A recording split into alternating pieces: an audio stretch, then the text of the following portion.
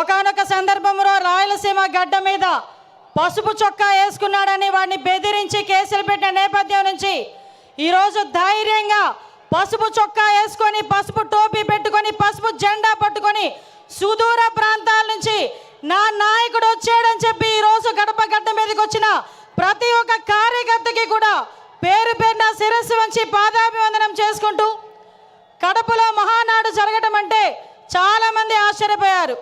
నేను చేసి చూపిస్తా, కడప అన్నది ఎవడప్ప సొత్తు కాదు, ఇది తెలుగుదేశం పార్టీ అడ్డా అని ఆల్రెడీ నిరూపించున్నారు.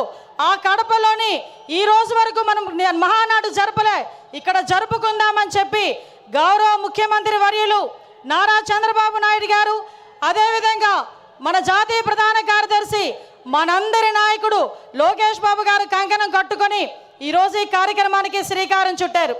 సాధారణంగా 5 ఎలక్షన్లు అయిన తర్వాత, ముఖ్యమంత్రి అయిన తర్వాత ఒక 5 సంవత్సరాల గురించి ఆలోచించి రాబోయే ఎలక్షన్ల గురించి ఆలోచించేవాడిని పొలిటికల్ లీడర్ అంటారు. అదే ఆంధ్రప్రదేశ్ రాష్ట్రం గురించి, భవిష్యత్తు గురించి 20 సంవత్సరాల తర్వాత ఏం జరగబోతుందో ఆలోచించే వాళ్ళని విజనరీ లీడర్ అంటారు.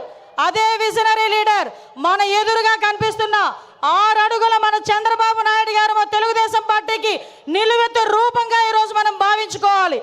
ఎందుకో చెప్తున్నా, 75 ఏళ్ళ వయసు, 40 ఏళ్ళ రాజకీయ చతురత, 40 ఏళ్ళ రాజకీయ అనుభవం, ఈ రెండు మేళవించుకొని సుమారుగా 2047కి 2047కి ఈ రాష్ట్రం ముందుండాలి.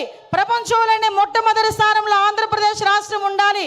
మేము ఉన్నా లేకపోయినా మన బిడ్డల గురించి, మన భవిష్యత్తు తరాల గురించి ఆలోచించిన ఏకైక నాయకుడు ప్రపంచంలో ఎవరైనా ఉన్నారంటే మనం గర్వంగా కాలు రెగరేసుకొని చెప్పుకోవచ్చు, నా నాయకుడు ఉన్నాడు, చంద్రబాబు నాయుడు గారు ఉన్నారు అని. ఆ చంద్రబాబు నాయుడు గారికి వేదిక సాక్షిగా నమస్కారాలు, ధన్యవాదాలు తెలియజేసుకుంటూ, ఈరోజు గత 5 సంవత్సరాలు కూడా వ్యవస్థలని నిర్వీర్యమైపోయి ఉపాధి అవకాశాలు లేక, ఉద్యోగ అవకాశాలు లేక మొత్తం యువత అంతా కూడా తప్పుదారి బట్టి, గాంజా మార్గాన్ని బట్టి ఉపాధి అవకాశాలు లేక అల్లాడుతుంటే ఆ యువతకి ఒక మార్గదర్శకం ఇవ్వాలి అని చెప్పి ఆ రోజుల్లో రౌడీ రాజకీయాలు జరిగే పరిస్థితుల్లో, సైకోల్ పాలన పరిపాలించే పరిస్థితుల్లో ఆ రోజు ఒక్కగానొక్క బిడ్డ ఈరోజు రోడ్డు మీదకి వచ్చి అవమానాలు ఎదుర్కొన్నాడు, అపహేళనలు ఎదుర్కొన్నాడు. ఒక పక్క తల్లిని అవమానించారు, ఒక పక్క తండ్రిని జైలుకి పంపించారు. అయినప్పటికీ కూడా మొక్కవోని ధైర్యంతో నా కార్యకర్తలు నా వెంబడున్నారు, నేను పూర్తి చేయగలనని సుమారుగా 9 నెలల కాలంలోనే ఈ రాష్ట్రంలోని తెలుగుదేశం పార్టీకి పునరుద్ధేశం తీసుకొచ్చిన నా సోదరుడు, మానవవనరుల శాఖ మంత్రులు గౌరవనీయులు నారా లోకేష్ గారికి ప్రత్యేకంగా ధన్యవాదాలు, నమస్కారాలు తెలియజేసుకుంటూ, ఈరోజు రాష్ట్ర పార్టీ అధ్యక్షులు పల్లా శ్రీనివాసరావు గారికి, అదేవిధంగా వేదిక నిర్వహించిన సహచర మంత్రివర్యులకి, ఎమ్మెల్యేలకి, ఎమ్మెల్సీలకి అందరికీ కూడా పేరు పేరున, వేదిక నిర్వహించిన పెద్దలందరికీ కూడా పేరు పేరున నమస్కారాలు, ధన్యవాదాలు తెలియజేసుకుంటూ, సాధారణంగా ఈ మహానాడు అయితేనే మహానాడు ముందు రోజు కూడా చాలా వర్షం పడింది. వర్షం పడితే చాలామంది లోపల తీన్మా డ్యాన్సులు వేసుకున్నారు అవతల పార్టీ వాళ్ళు. ఈ మహానాడు ఎలా అవుతుందో చూద్దాం, ఈ మహానాడు ఎలా అవుతుందో చూద్దామని. ఒక్కటి మాత్రం నిజం, ఆ మహానుభావుడు చంద్రబాబు నాయుడు గారి సంకల్ప బలం ముందు అన్నీది కూడా దిగదుడిపోయి, ప్రకృతి కూడా ఈరోజు మనకి సహకరించి 3 గంటల టైంలో ఇంత చల్లగా మనందరినీ కూడా ఇక్కడ ఆశీర్వదించిందంటే ప్రకృతి.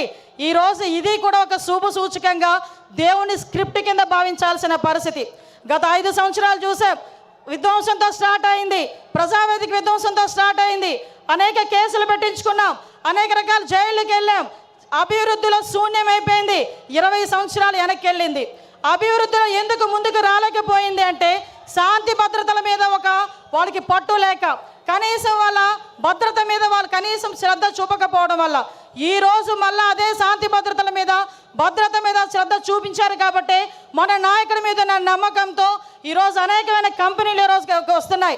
ఇంతకుముందు రాయలసీమ గురించి, ఫ్యాక్షనిజం గురించి మాట్లాడుకునే పరిస్థితి నుంచి ఈరోజు ఉపాధి అవకాశాలు, ఫ్యాక్షన్లోని చాలామంది ప్రాణాలు కోల్పోతూ ఉంటే అటువంటి వాళ్ళు ప్రాణాలు కోల్పోకూడదని ఫ్యాక్షనిజాన్ని సమూలంగా ఆ రోజు నాశనం చేసి ఈరోజు అదే కత్తి పట్టిన చేత్తోనే ఉపాధి అవకాశాలు కల్పించిన పరిస్థితి. ఈరోజు రాయలసీమలో ఉన్న ప్రతి మహిళ కూడా ఇంట్లోని చంద్రబాబు నాయుడు గారు బొమ్మ పెట్టుకోవాలి. ఎందుకనంటే ఏ రోజైనా కత్తి పట్టిన మగవాడు బయటికి వెళ్తే మళ్ళీ తిరిగి ప్రాణాలతో వస్తాడో రాడో తెలియని పరిస్థితి నుంచి ఈ రోజు నా భర్త క్షేమంగా వస్తాడు, తిరిగి డబ్బులు తీసుకొని వస్తాడని ధైర్యంగా ఉండే పరిస్థితిని ఈరోజు తీసుకొచ్చాం.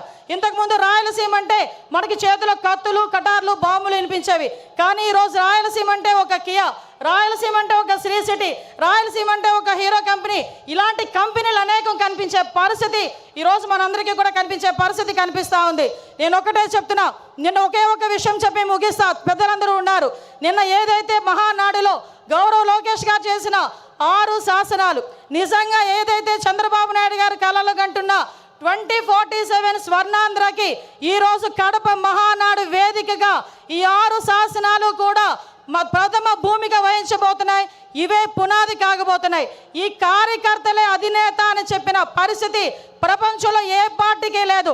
ధైర్యంగా, గర్వంగా నేను తెలుగుదేశం పార్టీ కార్యకర్తనని చెప్పుకొని తిరిగే పరిస్థితులు ఈరోజు ఉన్నాయి.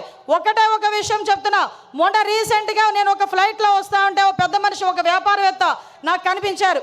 ఏంటి సార్ ఎలా ఉంది సార్ అంటే, అమ్మ రక్షించారు మీరందరూ కూడా ఎన్డీఏ కూటమిని గెలిచి. ఎందుకంటే 2018లో నేను శంకుస్థాపన చేశా. 19లో నేను ఫ్యాక్టరీ పెట్టాలని వెళ్తే పార్ట్నర్షిప్ అడిగారమ్మా. అప్పటి నుంచి మూసుకొని కూర్చున్నా. మళ్ళా చంద్రబాబు నాయుడు గారు వచ్చిన తర్వాత ఫ్యాక్టరీ మళ్ళీ ఓపెన్ చేశారని చెప్పే పరిస్థితి. ఒకటే చెప్తున్నా సార్, మీరు ఏదైతే 6 శాసనాలు తీసుకున్నారో ఈ 6 శాసనాలు మంత్రులుగా ఉన్న మేము కానీ, ఎమ్మెల్యేలుగా ఉన్న స్టేజ్ మీద ఉన్న వాళ్ళు కానీ, కార్యకర్తలుగా ఉన్న వాళ్ళు ప్రతి ఒక్కరు కూడా గ్రామానికి వెళ్ళి చెప్పే బాధ్యత మేము తీసుకుంటాం. మీరు కలలుగన్న 2047 విజన్ ఏదైతే ఉందో ఆ విజన్ని పరిపూర్ణంగా ముందుకు తీసుకెళ్లే విధంగా, మరీ ముఖ్యంగా గుంట నక్కలు చేరకుండా ఉండే బాధ్యత కూడా కార్యకర్తలుగా మనందరం కూడా తీసుకోవాల్సిన బాధ్యత ఉంది. మళ్ళీ 5 సంవత్సరాల తర్వాత నేను వస్తా అని కలలుగనే వాళ్ళకి మొన్నటితోనే ఆఖరి రోజు పులి స్టాప్ పడే పరిస్థితి, మళ్ళీ ఇలాంటి గుంట నక్కలు మన దగ్గరికి చేరకుండా ఉండే పరిస్థితి కూడా మనం తెచ్చుకోవాలని మనస్ఫూర్తిగా కోరుకుంటూ, ఇప్పటి నుంచే 2029 ఎన్నికలకి కూడా ఇప్పటి నుంచే పని చేయాలని ప్రతి కార్యకర్తకి కూడా తెలియజేసుకుంటూ, ఈ మహావేదికగా మీ అందరికీ నాకు ఇక్కడ మాట్లాడే అవకాశం కలగజేసినందుకు ప్రత్యేకంగా గౌరవ ముఖ్యమంత్రి వర్యులకి, నారా చంద్రబాబు నాయుడు గారికి, లోకేష్ బాబు గారికి అందరికీ కూడా ధన్యవాదాలు, నమస్కారాలు తెలియజేసుకొని సెలవు తీసుకుంటున్నా. జై హింద్, జై